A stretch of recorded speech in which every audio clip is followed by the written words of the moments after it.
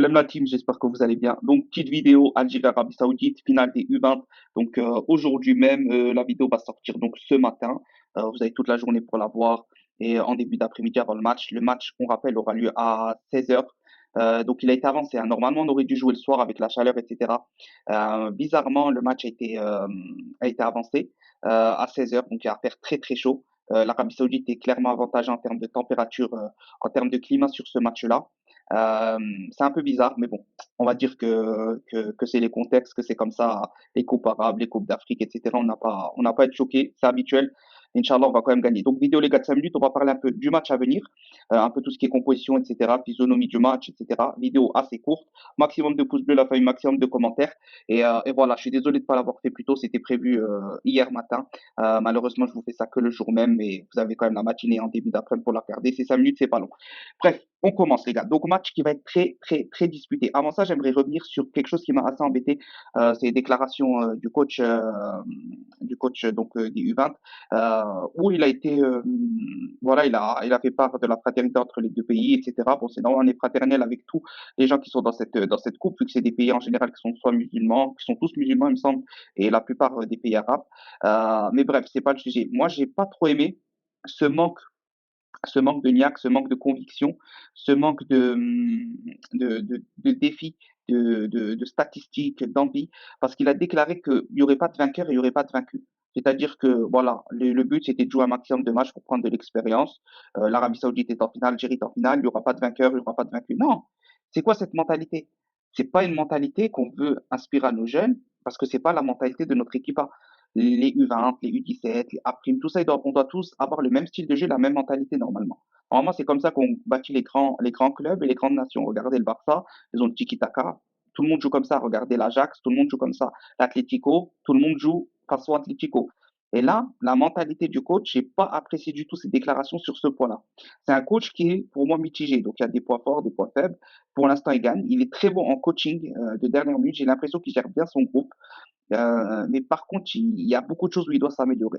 Voilà, ça, c'était le petit sujet d'entrée de vidéo. Maintenant, en termes du match, l'Arabie Saoudite va falloir se méfier. C'est une équipe qui est très endurante, technique.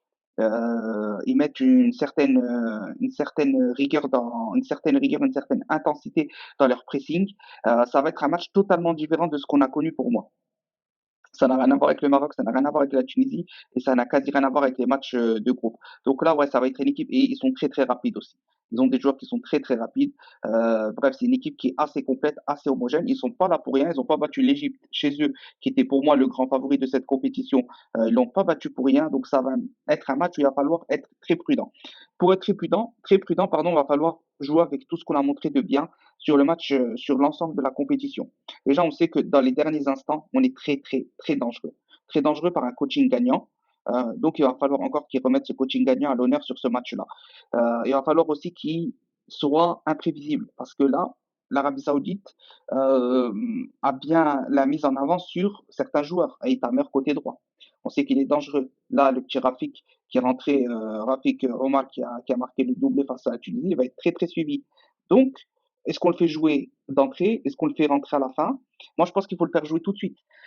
Ils l'attendent, ils l'ont vu. Il va forcément prendre plusieurs défenseurs. Il va libérer les espaces pour des joueurs qui sont assez muselés comme les neufs, parce que ça, comme le neuf Issam Bouaoun, comme Aïtamer, qui sont assez muselés parce qu'on sait. Là, il va créer du décalage.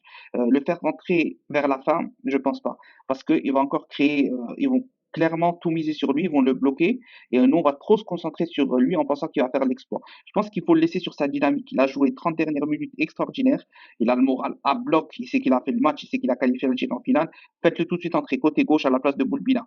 Le milieu de terrain, je laisserai pareil du classique. Hadji, Titraoui et Adjaoudi, pardon, euh, derrière Bouaoun et Aïtamer sur la droite. Et la défense, je laisserai pareil que sur le dernier match. L'équipe, on va dire plutôt la défense type, avec Bendris et Ryan Dennis en charnière, Twanti et Mohara sur les latéraux.